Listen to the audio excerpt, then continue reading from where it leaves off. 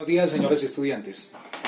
Bien, para continuar con nuestra clase entonces sobre el tema de compuestos químicos y su clasificación, tenemos que retomar pues la partecita que ya habíamos estudiado, que es el tema de los estados de oxidación, los números de oxidación o los estados de valencia, que es más o menos el mismo concepto que se maneja.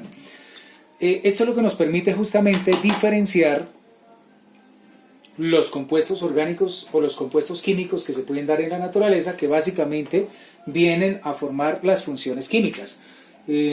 Por allá en su guía de trabajo se les solicitaba que mencionaran el concepto de función química y algunos muy juiciosamente vieron el video y respondían adecuadamente mencionando que son el átomo o grupo de átomos que están presentes siempre en una molécula y que hacen que ésta se diferencie de otros compuestos o de otras moléculas en la naturaleza, estableciendo justamente la diferencia con otros, porque hace que se pueda diferenciar sus propiedades físicas y químicas. Correcto.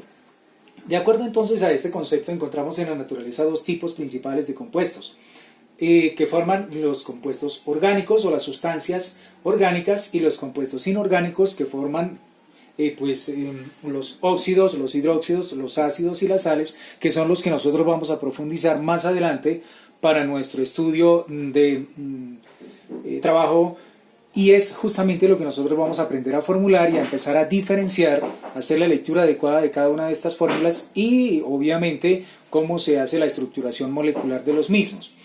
Pero bien, para que tengamos un concepto un poco más claro de la diferencia que existe, me di a la tarea de hacer un pequeño ejemplo de un compuesto orgánico para que ustedes más adelante logren establecer la diferencia.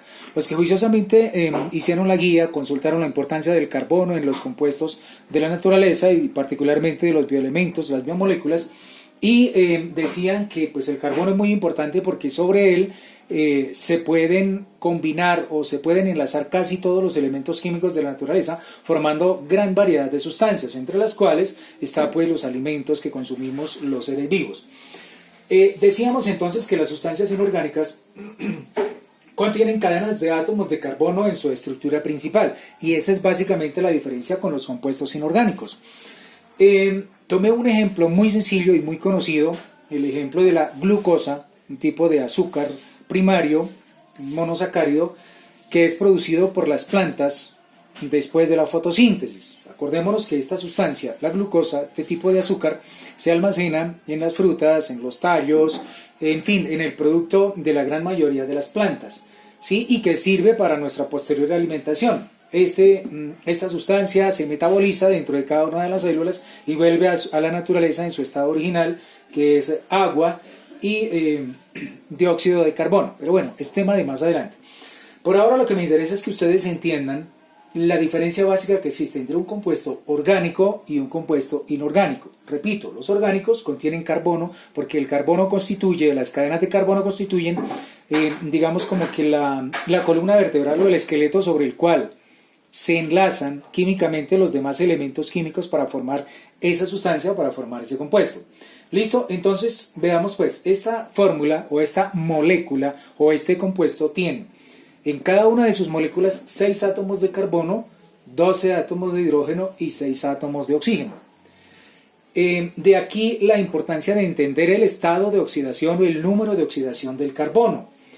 Fíjense que el carbono, alrededor de cada símbolo químico, se establecen 4 lineecitas, que es lo que la vez pasada estudiábamos como el estado de oxidación, y que el carbono tiene la particularidad de presentar 2 estados de oxidación iguales, sea positivo o sea negativo, es decir, que podía ser más 4 o menos 4. Entonces nosotros vamos a tratar de identificar cuál es el estado de oxidación que está utilizando acá para trabajar, si es más o menos.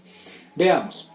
En este caso, este átomo de carbono estará perdiendo o estará ganando electrones. Observen con atención. Si estuviese perdiendo electrones, seguramente los átomos que hay a su alrededor tendrían un estado de oxidación diferente. Pero acordémonos que el oxígeno tiene un estado de oxidación menos 2, es decir, a él le faltan 2 electrones y el carbono le está cediendo 2 de los que tiene, de su más 4, ¿correcto? Entonces él está cediendo 2 para enlazarse con el oxígeno. Y con el hidrógeno, acordémonos que tenía más 1, ¿sí? Es decir, el carbono está compartiendo un átomo con el hidrógeno y está compensando el que le hacía falta. Y claro, llevamos 3 y el otro número de oxidación o el otro electrón que está compartiendo es con el otro átomo de carbono. Es decir, que en este momento lo que estamos viendo que el carbono está compartiendo sus 4 electrones, es decir, está trabajando con más 4, ¿cierto?